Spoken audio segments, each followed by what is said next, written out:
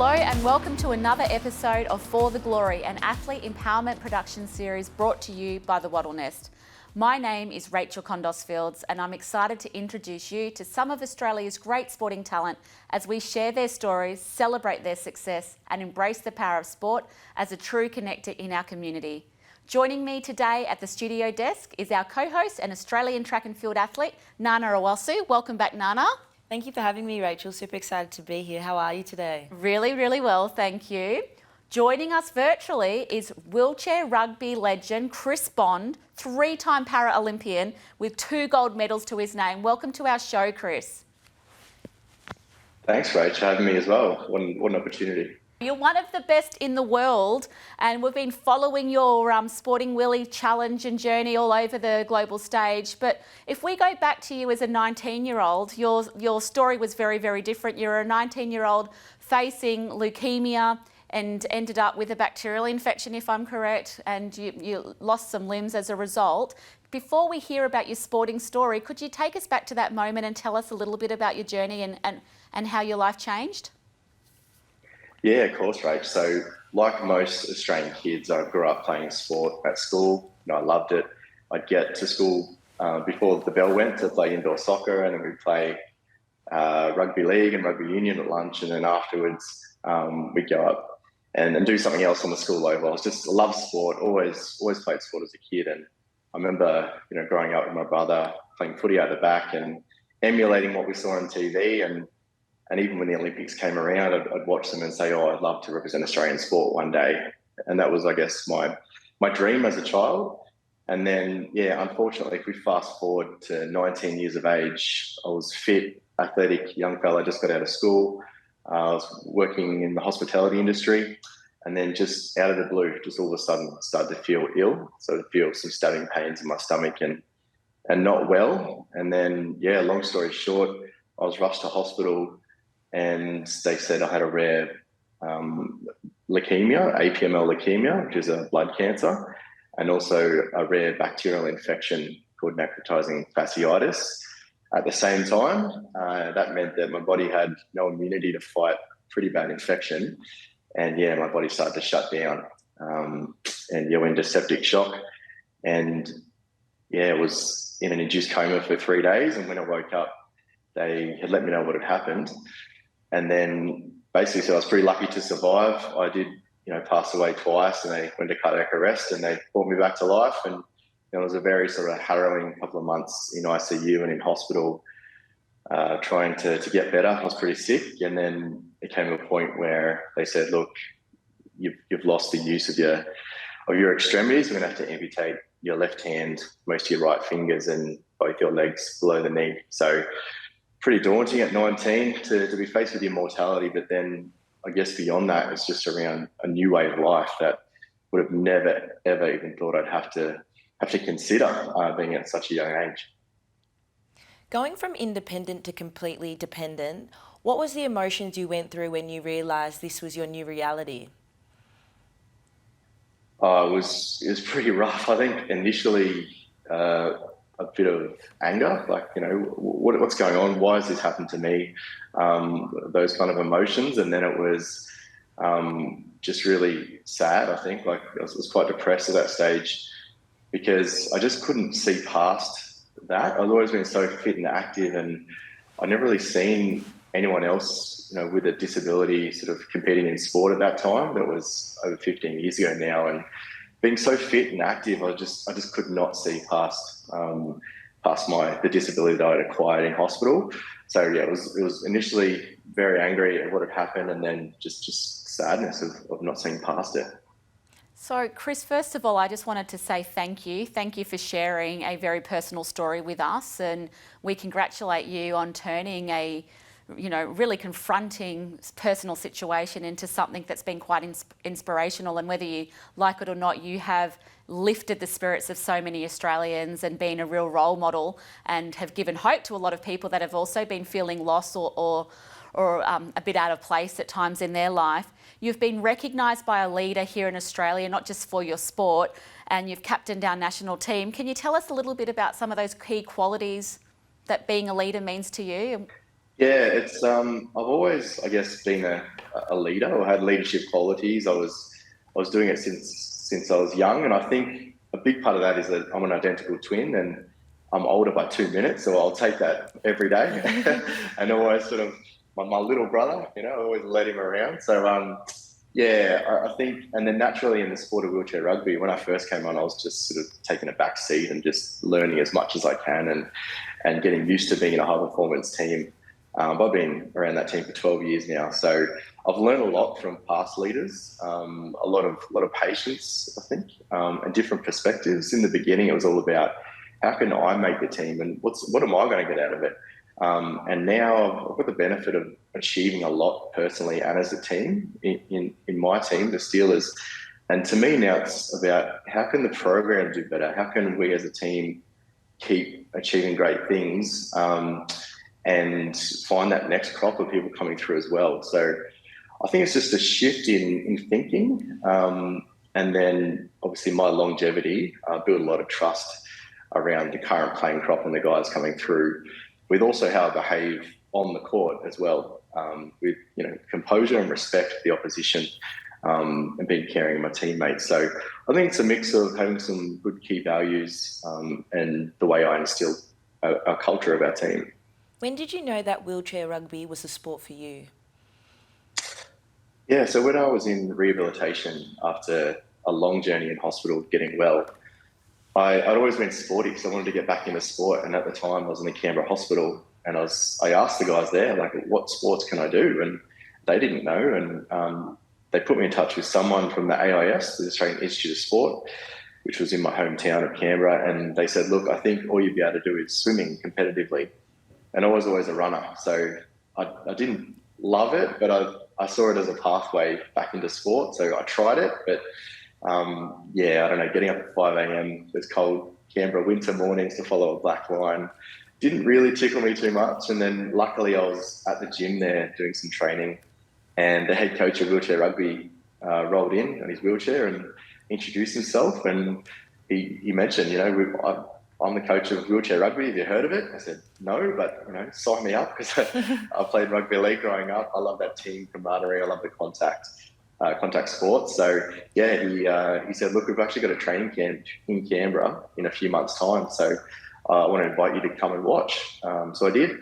And, yeah, ever since I saw those guys do what they do in the chair, and then I was there, and the coach said, jump in the chair, and he said, just see that guy on the other side of the court. I was like, yeah, he goes, just push over and run into him. I'm like, oh, I can't do that. And, I'm the skinny young guy, and he's this big, burly, athlete. But anyway, I did. I grit my teeth. I pushed into this guy. He just turned around and laughed, and I haven't looked back ever since. I absolutely loved it. We've got some footage here of some of your Paralympic appearances, and there's some big, heavy pushes there. In terms of a recovery, what does recovery look like for you and your team? Yeah, it's quite extensive. Like most elite athletes in Australia, I think the biggest recovery tool anyone can use is sleep and food. Most people think of the 1%ers, but the biggest is trying to get at least 8 hours of sleep, and getting the right nutrition to fuel what you need to do in the day. The other bits and pieces we use are things like compression, and then supplements where needed around our food, our protein shakes, our food in between sessions, and bits and pieces. But yeah, the key to recovery really is getting enough sleep and watching what you eat.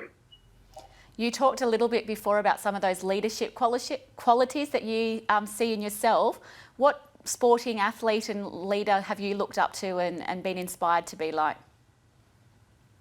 Yeah, great question. So I grew up in Canberra, and when I was in the hospital, my mum had organised for the Canberra Raiders to come and visit me when I was quite sick in there. And at the time, Clinton Shabowski, who was the captain of the Canberra Raiders, I think he made the Queensland Origin team that year, which was 2005 or 2006, going back a little bit.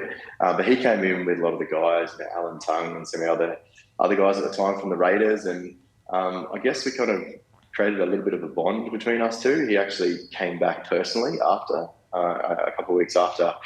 We didn't need to. The club didn't ask him to. He just came, and we sort of formed a friendship. And then I started to get a lot more engaged in the NRL and the Canberra Raiders, and then I watched him as a captain really lay the platform for his team, and he kind of inspired me to lead like him, and to be like him, to be a captain of a team and to represent my state, and in sport. And yeah, I guess I've luckily enough followed his footsteps, and we're actually still friends now. So don't tell me you're a New South Wales supporter when it comes to State of Origin, are you? I am. I grew up in Canberra, so we're kind of in between, but the closest was, New South Wales. And I get a lot of grief because I live in Queensland, and we had a period where I got no love, but, we're starting to turn that around now. So. I did not know that. We might have revoked the invitation to the show if we knew that was the case, Chris. No, just joking. You talked to, you kindly shared with us some of those emotions of grief.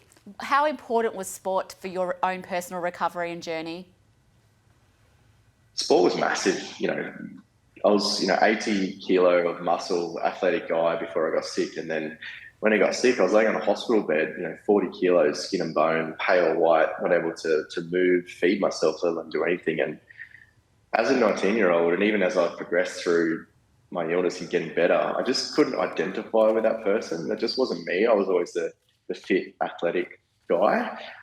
So it really took until the end of my rehabilitation journey, and I found sport again, and then, and then into a high performance sport level, that I actually started to get my confidence back, started to feel more like myself, and find myself again. And it took a long time, but sport was pretty critical in that journey. And what's next for Chris Bond? You've won 2 Paralympic gold medals and been around wheelchair rugby for quite some time. What's next? Yeah, so we've been very successful in my period of the Australian wheelchair rugby team. We won 2 gold medals at the Paralympics. We've won 2 world championships. So 4 majors out of the last 6. So it's pretty impressive. So by all means, I can probably pull stumps now and be happy, but I'm just competitive. It's in my nature. It's what elite athletes, how they're wired. So I'm 36 now. I've committed myself to the Paris 2024 Paralympic Games, and that'll probably be it for me. I reckon I'll probably retire after that. So I'll do everything in my power to now, as captain of the team, lead the team and then get myself in a shape to have my last major competition in Paris. And then the next 10 years will be around being a father to my 2 children. I've got Victoria, who turns 3 this year, and then my new son Lincoln, who's 5 months. So congratulations! That keeps me busy. Very Thank busy. you. Congratulations! And in terms of Australia support, is there anything that you would like us as a nation to be doing better to promote and be part of the Paralympic Games and the Paralympic movement? Yeah, it's really 2 things. First, I think we need to encourage the media to show more Paralympic sport. Like I've said it forever. The people that actually come and watch, in particular wheelchair rugby, they love it. I've never met anyone who's come to watch and didn't enjoy it. It's just around giving people the opportunity to be able to watch and see what we do. So more opportunities in the public eye for our sport, and in particular for our Australian team and our international tournaments. And secondly, obviously funding's an issue for everything, but us as Paralympic athletes, we're elite athletes, but at the end of the day, we are amateur athletes. We're not professional. We don't make a living playing sport. We generally do it because we love it, and we love representing this country, and we love playing the sports that we play. So any and more financial investment in Paralympic sport, you're going to get a better crop of people who can put on better Paralympic sport for you to watch, essentially, and make the product good enough to then get national TV, and hopefully they'll inspire the next generation of kids with a disability in Australia, which is 1 in 6, there's a fair amount, over 4 million, to play sport. Good on you, Chris. And I must admit, my husband, myself and my kids love watching wheelchair sport. The atmosphere is incredible. So thank you for letting us be part of that. Nana likes to finish with a bit of a game. So we have got Fast 4 for you today. No pressure, but let's put your sports trivia to the test. So I've got a couple of questions for you, Chris. My first one is, in soccer, what body part cannot touch the ball? Hand. Beautiful, 1 for 1. The second one is, how many Olympic Games were held in countries that no longer exist? I'm just going to guess 2. Close, 3. My next one for you is, who won the first NBA game? NBA game in 1946. What team? First NBA game. Not sure. Maybe LA Lakers? No, it was the New York Knicks. And my final question for you is, who is the youngest ever heavyweight champion for boxing in the world? The youngest. Oh, can I pass? I have no idea. No, that's okay. You can pass. It's Mike Tyson at the age of 20. There you go. Chris, we've run out of time today, but I wanted to sincerely thank you for joining us and hope you had a bit of fun. We really appreciate you opening up and telling us your story. Thanks, Rachel. Thanks so much for having me. No, thank you for telling us your story, Chris. You've inspired a lot of people, and I'll definitely be tuning into more wheelchair sports. So everybody, that concludes the episode today for the Glory. Be sure to tune in next time as we discuss and share more stories from the professional athlete world. Until next time.